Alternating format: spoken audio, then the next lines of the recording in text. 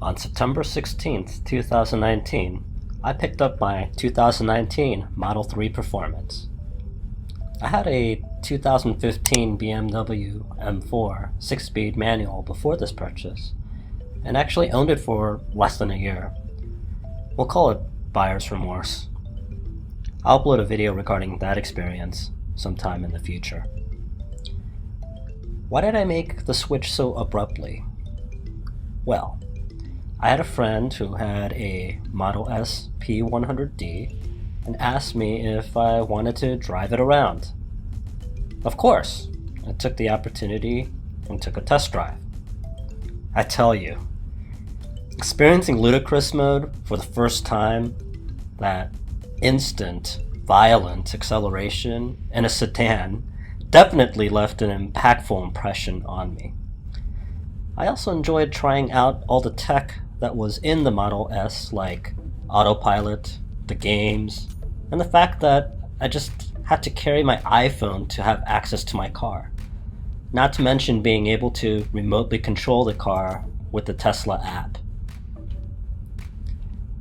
After that test drive, I really wanted to get a Tesla. I wasn't really happy with my BMW M4 at the time. I didn't have Model S P100D money, but the Model 3 Performance looked like another great option, and the 0 to 60 time when I ordered was 3.2 seconds. The last thing I had to consider was I currently live in a condo right now, so no garage to charge a Model 3.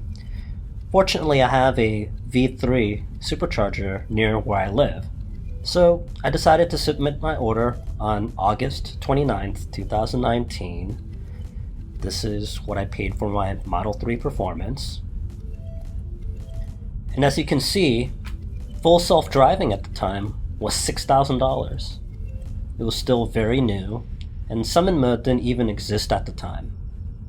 The reason why I got it, even though it wasn't that functional, was the fact that Elon mentioned it would keep increasing in price later in the future as it gets better. And that one day we may be able to use it as a robotaxi to earn a few extra dollars. Well, good thing I did, because as of October 18th, 2020, full self-driving is a whopping $8,000 now.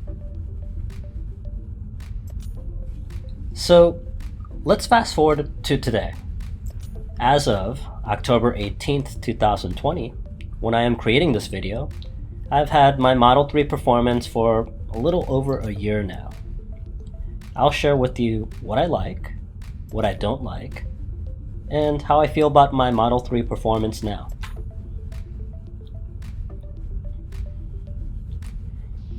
For the price I paid, getting 0 to 60 in 3.1 seconds, notice that 1/10 of a second was shaved off after my purchase. And that was due to an over-the-air update, which I believe to be a huge bargain.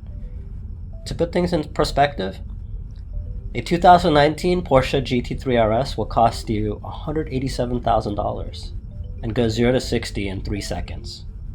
I could buy 3 Model 3 Performances with that money. Every time I slam the pedal and experience that instant, violent acceleration, it is something I never get sick of and always puts a smile on my face. I'm going to play a video clip of me trying to record that instant torque to 25 miles per hour, safety first. Even I, as the driver, didn't brace myself properly during this run. They say a picture is worth 1,000 words. A video is probably worth 10,000. Hope you get a good laugh from this clip.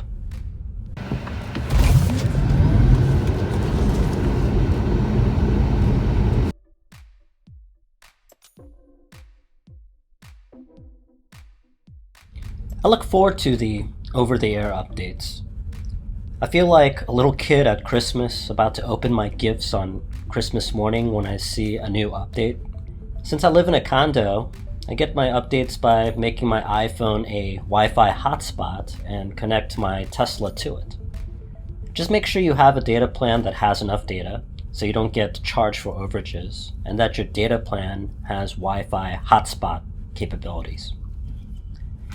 As you can see in this article, Tesla pushed an over-the-air update, and I got 5% power boost, which literally shaved 1/10 of a second from my 0 to 60 time.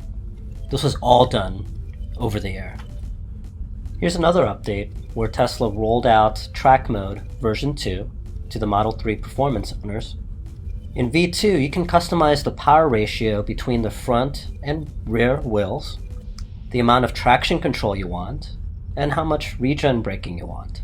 Oh, and the sweet whirring sound the battery makes when it's warming up when you initiate track mode. And your screen changes to the track mode screen that helps monitor your vehicle while you are vigorously driving your Model 3 performance around the track.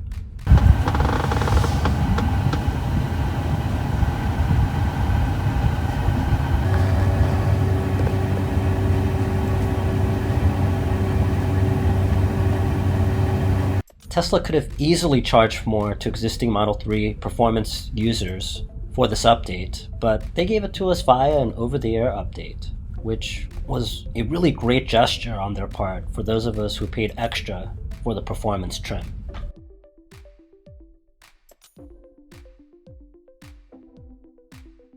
This is the best car remote / fob I have ever owned, and I don't have to put it on my keychain. On a hot summer day, I can turn on the AC 10 minutes before I leave work and get into a nice, comfortable, cool car. On a cold winter day, I can preheat my car 10 minutes before I leave work and get into a nice, comfortable, warm car. I have other various controls like venting my windows and enabling Sentry mode, to name a few. If I'm in a tight parking space, I can have my car go reverse without me having to get in it. Since I have full self-driving, I also get Smart Summon, which I believe is stated to have a 200-foot range as the crow flies. I've tried it in an empty parking lot, and surprisingly, it works pretty good. I still, however, don't have the guts yet to try it out in public. Maybe in a future video when I have more confidence in it.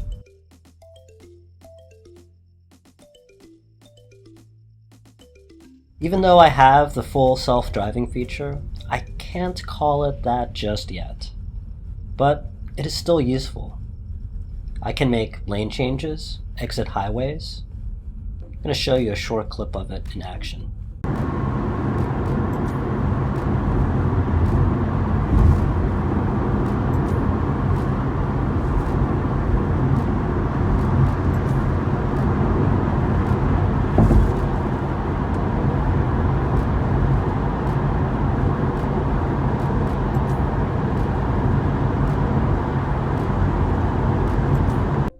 Also, in a more recent update, you can start seeing traffic signals for local driving. It still asks me to press the accelerator to verify green lights, however.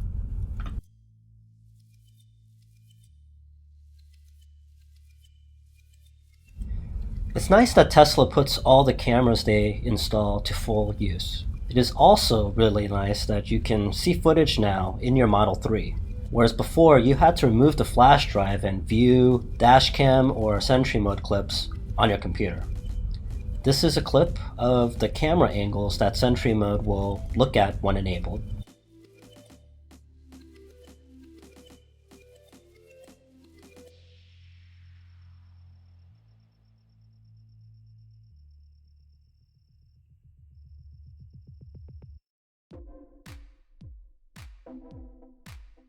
There's also a very capable dash cam. Here's a daytime recording and the different views you have access to.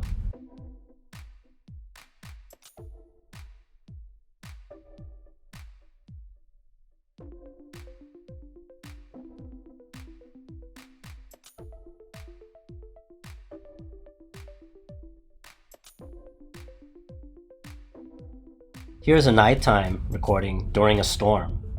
Check out that lightning bolt.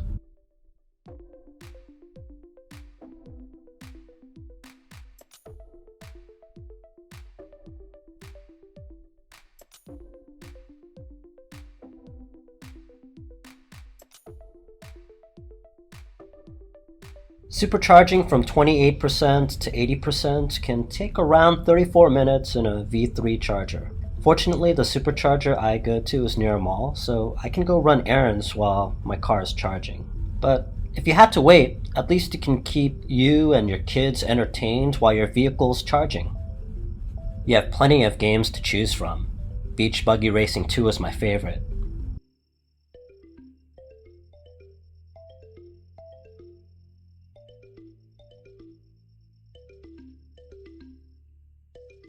You have Netflix, Hulu, YouTube, and Twitch. Here's what the YouTube app looks like.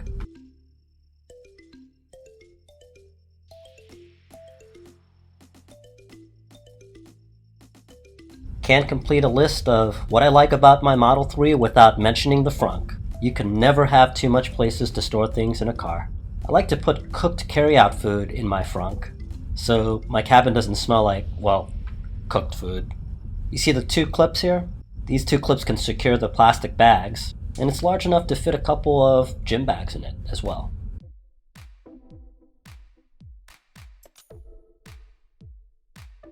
Things have probably changed since August 2019. My existing insurance provider, going from a 2015 BMW M4 to a 2019 Tesla Model 3 Performance, increased my premium 29%. I don't have any points or accidents in the past 7 years. When I asked why, the reason I was told for this premium increase is Teslas are expensive to fix, and the odds of them getting totaled if in an accident is high. So I decided to shop around, and the mainstream insurance providers were pretty costly. But after much digging, Esurance provided me with a competitive rate that was less than what I was paying with my previous provider for my BMW M4. So I went with them. And to this date, I'm still using them today. I thought this was strange, however, seeing the Model 3 at June 26, 2019 was the safest car ever tested by the National Highway Traffic Safety Administration. And from personal experience, the odds of me getting into an accident in my M4 was a lot higher.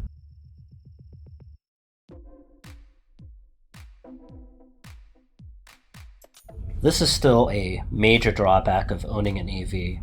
It takes but a few minutes to fill a gasoline-powered vehicle to a full tank. It takes a Tesla 34 minutes to go from 28% to 80% charge. I should also mention the supercharger station I was at was pretty full when I was timing this, so what I'm giving you is probably a realistic time, because there are more and more Teslas on the road today. This was also on a V3 supercharger as well. If you see in this picture at 11:23 a.m., I started charging, and on the next picture at 11:57 a.m., I was at 80%. And if you have to charge not using a Tesla supercharger, like a destination charger, you might get 10% of charge per hour. Since EV chargers are not widely available like gas stations, range anxiety is a real thing. I usually stay local and don't have a very long commute to work, so I could get away with not having a garage to charge my Tesla every night. But if you have a very long commute, like a 200-mile round trip, and don't have a garage to charge your car, personally, I would not consider getting a Tesla at this time. Because after your long commute, you'll have to stop by, let's say, at best case scenario, a V3 supercharger, and spend 35 to 45 minutes every night charging, so you can just make your round trip again the next morning. Also, since I don't have a garage to charge my car every night, I am going to a supercharger after driving between 100 to 130 miles. I usually fill up to 80% and charge when I'm down to 20%. So basically using 60% of its range between charges.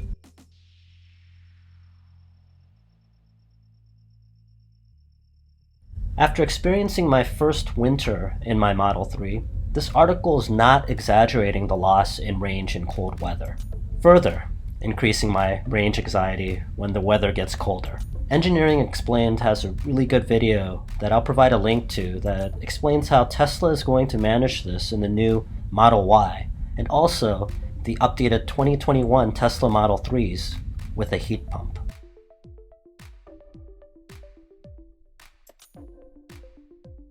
I believe this design flaw is widely known, but as you can imagine, based on the clip I'm about to play, when you open this trunk during a heavy downpour, water will flow straight down into your trunk.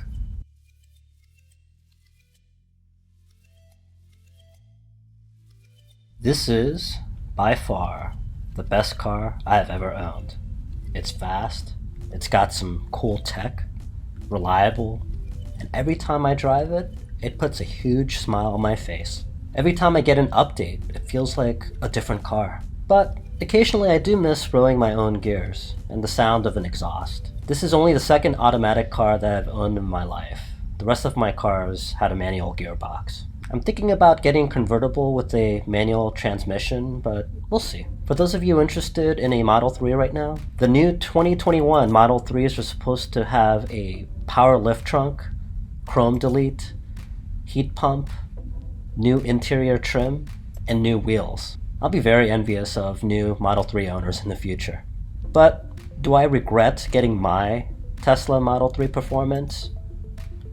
Nope. I am very happy with my purchase, and I always look forward to the next victim friend I show how fast this car goes 0 to 60.